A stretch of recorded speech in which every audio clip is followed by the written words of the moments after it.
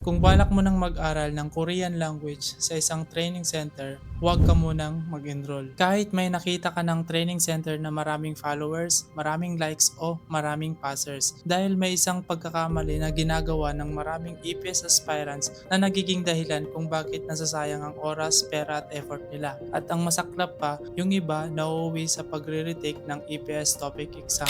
Kaya sa video na ito, share ko sa iyo ang 11 Korean language training centers na maaari mong i-consider, ang mga dapat mong itanong bago mag-enroll, at sa dulo ng video na ito ay sasabihin ko sa iyo kung ano dapat mong itanong sa orientation para hindi masayang ang oras at pera mo. At meron din akong ibibigay na libreng Korean ebook para sa mga gustong magsimula kahit wala pang budget para makapag-aral o makapag-enroll sa mga training center. Pero bago natin pag-usapan yung mga training center, pag-usapan muna natin ang pagkakamaling ito. Alam mo ba kung ano ang isa sa pinakamalaking pagkakamali ng maraming EPS aspirants? Sobrang daming oras ang ginugugol nila sa paghahanap ng maganda o perfectong training center. Parang inisip nila na kapag nakahanap sila ng pinakamagandang review center, automatic na silang papasa sa exam. Pero hindi naman ganun ang realidad. Nakakita lang ng sikat na training center, nag-enroll na agad. Pero pagdating ng ilang linggo, napagtanto nilang hindi pala bagay sa kanila ang teaching style ng training center na yon. Nawalan ng motivation, nahirapang sumabay, at ang iba tuluyan ng huminto sa pag-aaral ng Korean language.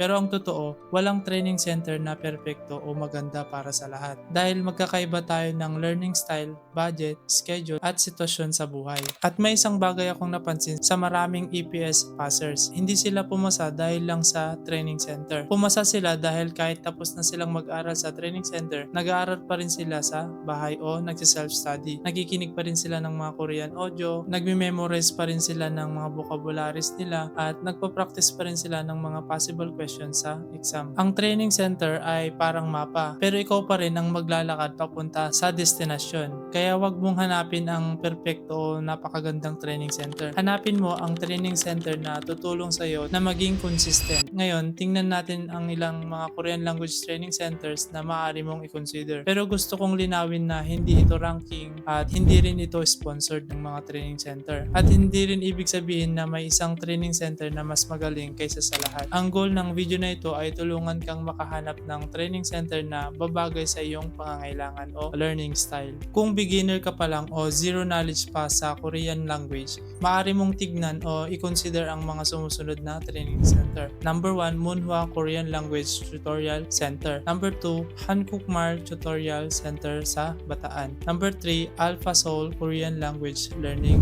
Academy. Kapag dumalo ka sa orientation nila, magandang itanong mo ang mga sumusunod. Paano nila tinuturuan ang mga beginners? May study materials ba silang ibinibigay? Paano nila hinahanda ang estudyante para sa EPS topic? Tandaan mo na hindi ka bumibili ng klase. Nag-i-invest ka para sa pangarap mong makapagtrabaho dito sa South Korea. Kung gusto mo naman ng mas structured na learning environment at mas focused na EPS topic preparation, maaari mong i-consider ang mga sumusunod na training center. Number 4, MMCE Korean Language Learning Services. Number 5, K-Wave Korean Language Training Center. And number 6, Hanja. At sa orientation naman nila, itanong mo rin ang mga sumusunod na ito. May mock exams ba? May review sessions ba sila? Paano nila tinutulungan ang mga nahirapan sa vocabulary at listening? Dahil hindi sapat na marunong ka lang magbasa ng Korean. Kailangan mo ring malaman kung paano o ano yung ginagawa sa actual na exam. At sandali lang, sa lahat ng training centers na nabanggit ko,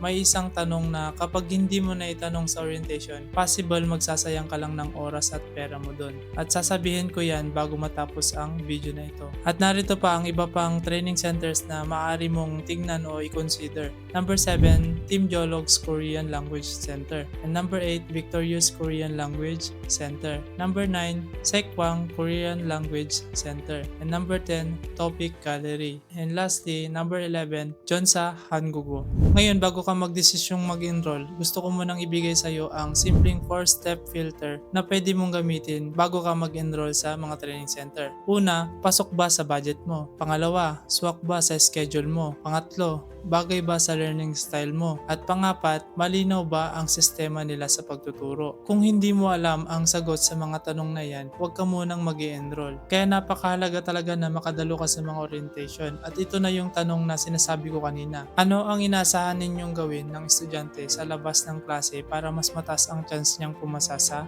exam? exam. Sobrang napakasimple lang ng tanong na yan, pero napakalaki ng maitutulong nito. Dahil doon mo malalaman kung gaano kalaki ang role ng self-study sa kanilang programa. At tandaan mo ito, hindi lahat ng kailangan mo para makapasa ay matututunan mo sa loob ng classroom o sa training center. Ang training center ay gabay lang, pero ang tunay na laban ay nangyayari kapag ikaw na lang mag-isa ang nag-aaral sa bahay o nagsi-self-study ka na lang. At pinipili mo pa rin na mag-aral kahit walang nag-uutos sa'yo o nakabantay sa'yo. Kaya ito ang challenge ko sa'yo. Pagkatapos mong panoorin ang video na ito, pumili ka ng 2 training centers na interesado ka. I-follow mo ang kanilang official page, dumalo ka sa orientation nila, pagkumparahin mo yung 2 napili mo, at pagkatapos nun, saka ka magdesisyon kung saan mo gustong mag-enroll. Dahil sa huli, hindi naman pangalan ng training center ang magdadala sa'yo dito sa South Korea, kundi ang disiplina mo, ang consistency mo sa pag-aaral at dedikasyon mo sa pag-aaral ng Korean language. Pero magkano nga ba ang tuition fee sa mga learning center? Magkakaiba ang tuition fee